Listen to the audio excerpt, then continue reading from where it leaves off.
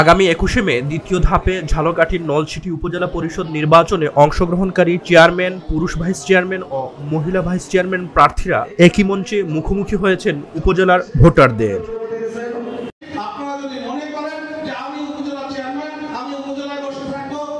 সোমবার সকাল ১১টায় উপজেলা পরিষদ মিলনায়তনে পিস ফেসিলিটেটর গ্রুপ এ অনুষ্ঠানের আয়োজন করে।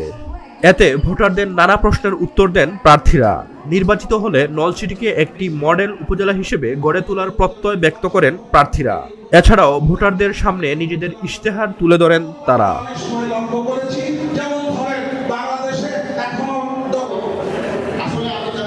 অনুষ্ঠানে প্রধান অতিথি হিসেবে উপস্থিত ছিলেন নলছিটি উপজেলা পরিষদের বর্তমান চেয়ারম্যান সিদ্দিকুর রহমান। বিশেষ অতিথি হিসেবে উপস্থিত ছিলেন পৌর মেয়র আব্দুল ওয়াহেদ খান। পিএফজির নলছিটি শাখার কোঅর্ডিনেটর খলিলুর রহমান মৃধার সভাপতিত্বে উপজেলার বিভিন্ন শ্রেণী পেশার মানুষ অংশ নেন এই আলোচনায়।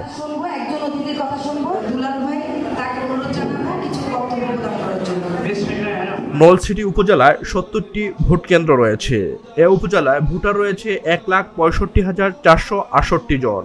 নির্বাচনে ৩ জন চেয়ারম্যান, ৬ জন পুরুষ ভাইস চেয়ারম্যান ও ৫ জন মহিলা ভাইস চেয়ারম্যান পদে প্রতিদ্বন্দ্বিতা করছেন।